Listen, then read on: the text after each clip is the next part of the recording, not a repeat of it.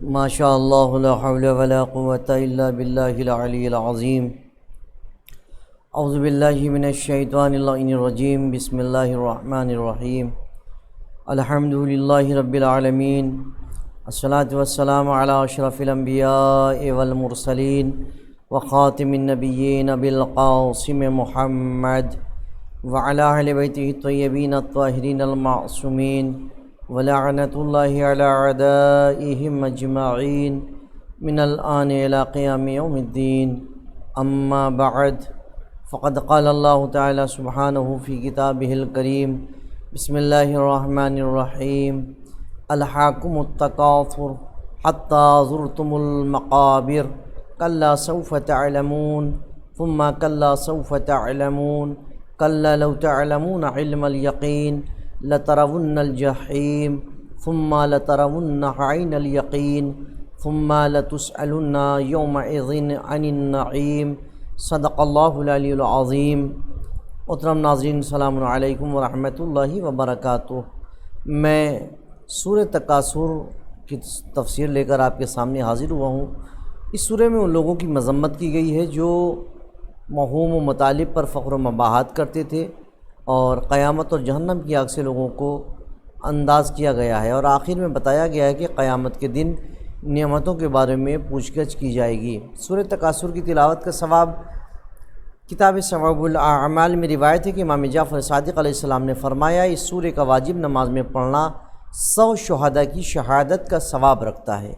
اگر اسے نوافل میں پڑھا جائے تو 50 شہداء کا ثواب ملتا ہے۔ جب کوئی اسے فریضہ نماز میں پڑھتا ہے تو ملائکہ کی 40 صفیں اس کے ساتھ مصروف نماز ہوتی ہے۔ رسول اللہ نے فرمایا، جو شخص اس سورہ کو پڑھے گا تو خدا اس سے ان نعمتوں کا حساب نہیں لے گا جو اس نے اسے دار دنیا میں دی ہیں، اسے اس قدر اجر و ثواب عطا کرے گا گویا کہ اس نے قرآن کی 1000 آیات کی تلاوت کی ہے۔ رسول اللہ کی ایک اور حدیث ہے، آپ نے فرمایا، جس نے اسے سوتے وقت پڑھا تو وہ قبر کے فتنے سے بچ جائے گا۔ آئیے محترم ناظرین، اب اس کے ترجمے کی طرف چلتے ہیں۔ سہارا اللہ کے نام کا جو کہ رحمان و رحیم ہے، ایک دوسرے پر فخر و مباحات نے تمہیں غافل کر دیا ہے،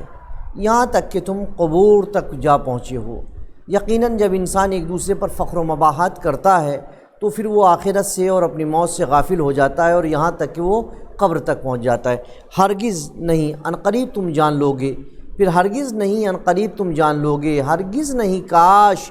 تم آخرت کا علم یقین رکھتے ہوتے تو تم یقیناً جہنم کو دیکھو گے، پھر اس روز تم سے نعمت کے بارے میں سوال کیا جائے گا۔ انسان کا اصلی مال کون سا ہے؟ الہاکم التکاثر، ایک دوسرے پر فخر و مباحات نے تمہیں غافل کر دیا ہے۔ رسول اللہ نے فرمایا، جب ابن آدم کہتا ہے یہ میرا مال ہے، یہ میرا مال ہے، تیرا مال صرف وہی ہے جو تو نے کھا لیا ہے، جس کو تو نے کھا لیا ہے اسے فنا کے گھاٹ اتار دیا ہے، اور یا جو تو نے پہن لیا ہے پس تو نے اسے پرانا کر دیا ہے، یا وہ مال جو تو نے صدقے کے طور پر دے دیا ہے۔ نہج البلاغہ میں شاہ ولایت جناب امام علی نے اس سورہ کی تلاوت کے بعد فرمایا، دیکھو تو ان بوسیدہ ہڈیوں پر فخر کرنے والوں کا مقصد کتنا دور دراز عقل ہے، اور عقل سے کتنا دور ہے، دور از عقل ہے، اور یہ قبروں پر آنے والے کتنے غافل و بے خبر ہیں، اور مہم کتنی سخت و دشوار ہے۔ انہوں نے مرنے والوں کو کیسی کیسی عبرت آموز چیزوں سے خالی سمجھ لیا ہے، اور دور دراز جگہ سے انہیں سرمایہ افتخار بنانے کے لیے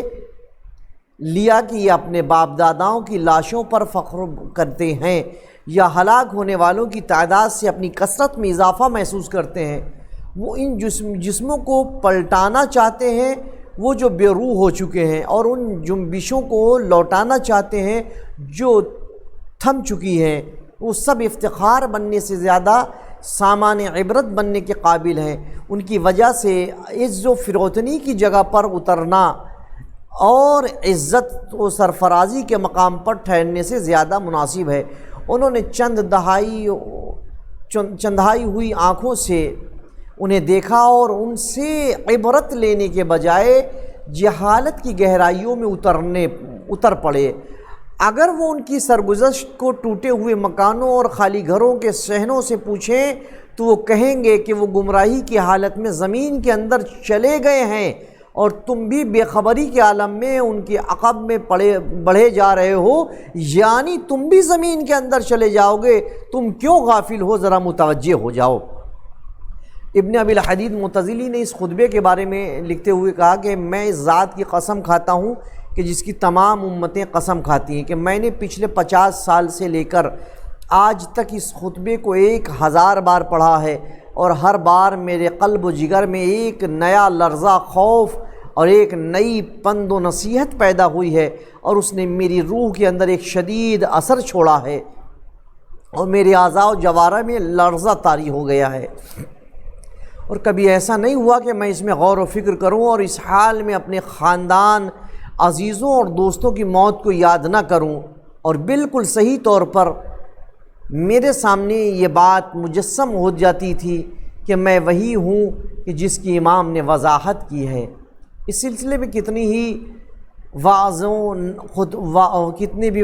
خطبہ، سخنوروں اور پرفصاحت افراد نے گفتگو کی ہے، اور میں نے انہیں کان لگا کر سنا ہے اور ان کی باتوں میں غور و فکر کیا ہے۔ کسی ایک میں بھی میں نے کلام امام والی تاثیر نہیں پائی ہے۔ یہ تاثیر جو ان کا کلام میرے قلب پر چھوڑتا ہے، یہ تو اس کا سرچشمہ و ایمان ہے جو اس کا کہنے والا کہتا ہے، یا اس کے یقین و اخلاص والی نیت اس بات کا سبب بن گئی ہے کہ وہ اس طرح ارواح میں اثر چھوڑے اور دلوں میں گھر کر جائے۔ ابن ابی الحدید اپنے کلام کے ایک اور حصے میں کہتے ہیں کہ یہ خطبہ اس عظمت و عزت کا مالک ہے کہ اگر فصحائے عرب یعنی عرب کے فصیح سب کے سب کسی محفل میں جمع ہوں اور یہ خطبہ ان کے سامنے پڑھا جائے تو وہ سب کے سب اس کے سامنے سجدہ ریز ہو جائیں گے، یعنی مولا کائنات کا خطبہ اتنا بلند و بالا مقام رکھتا ہے۔ اسی مقام پر حضرت امیر کی فصاحت کے بارے میں معاویہ کی گفتگو پیش کرتے ہوئے کہا کہ اس کا بیان ہے کہ خدا کی قسم قریش کے لیے علی کے سوا کسی نے فصاحت و بلاغت کی بنیاد نہیں رکھی۔ کلا سوف تعلمون، ہرگز نہیں، ان قریب تم جان لوگے، پھر ہرگز نہیں، ان قریب تم جان لوگے، ہرگز نہیں، کاش تم آخرت کا علم الیقین رکھتے ہوتے۔ تفسیر مجموع البیان میں منقول ہے کہ ان آیات کی تفسیر میں حسن اور مقاتل نے کہا ہے کہ یہ آیات وعید کے طور پر آئی ہیں، وعید کے بعد پھر وعید ہے۔ ایک قول ہے کہ قبر میں جان لوگے، بعد از ان حشر کے دن جان لوگے۔ امام علی نے فرمایا ہم میں سے ایک گروہ ہمیشہ عذاب قبر کے بارے میں شک کیا کرتا تھا، یہاں تک کہ سورہ تکاثر نازل ہوئی، اور ایک روایت میں زرین حبش اور جشین نے کہا کہ ہم عذاب قبر کے بارے میں شک کیا کرتے تھے، یہاں تک کہ ہم نے حضرت علی سے سنا، آپ نے فرمایا یہ آیت عذاب قبر پر دلیل ہے۔ ثم لتسألن یومئذ عن النعیم، پھر اس دن تم سے نعمت کے بارے میں سوال کیا جائے گا۔ ایک اور حدیث میں آیا ہے کہ ابو حنیفہ نے امام جعفر صادق علیہ السلام سے اس آیت کی تفسیر پوچھی تو آپ نے اس پر سوال کیا تیرے عقیدے کے مطابق نعیم سے کیا مراد ہے؟ تو اس نے کہا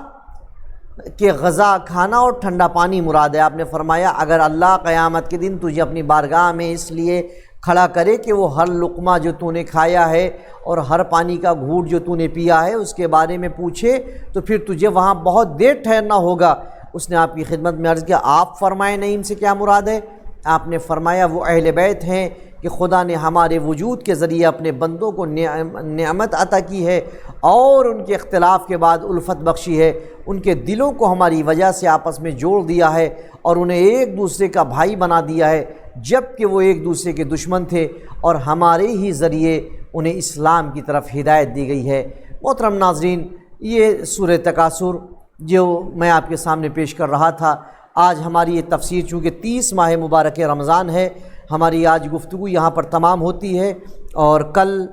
روز عید ہے۔ آپ سب کی خدمت بابرکت میں عید الفطر کی دلی مبارکباد پیش کرتا ہوں، اور اس امید اور دعا کے ساتھ کہ پروردگار عالم آپ کے ہر دن کو عید قرار دے، اور ویسے بھی مومن کے لیے ہر وہ دن عید ہے جس دن وہ کوئی گناہ نہ کرے۔ البتہ بہت سے مسلمان ایسے ہیں جو خصوصی طور پر عید کے دن گناہ کرتے ہیں، وہ فلمی شو دیکھنے ضرور جاتے ہیں صاحب کہ آج عید کو نئی فلم آئی ہے اور وہ دیکھنے جا رہے ہیں، جبکہ معصومین نے فرمایا کہ عید اس دن ہے جس دن گناہ نہ کرے، اور ویسے بھی یہ عید ان کے لیے ہے جنہوں نے رمضان المبارک میں عبادت کیا ہے، جنہوں نے رمضان المبارک میں روزے رکھے ہیں، جنہوں نے رمضان میں قرآن مجید کی تلاوت کی ہے، یہ ان کے لیے ہے۔ یہ عید تحفہ ہے پروردگار عالم کی طرف سے، یہ عید ہدیہ ہے پروردگار عالم کی طرف سے ان کے لیے جنہوں نے حصہ لیا ہے، جنہوں نے محنتیں کی ہیں، جنہوں نے کوششیں کی ہیں، یہ ان کے لیے پروردگار عالم کی طرف سے عید ہے۔ اور ہم کوشش کریں کہ کسی بھی دن ہم سے گناہ نہ ہو، جس دن گناہ نہیں ہوگا وہ دن ہمارے لیے عید ہوگا۔ اور ہم یہ دعا کرتے ہیں اور یہ امید کرتے ہیں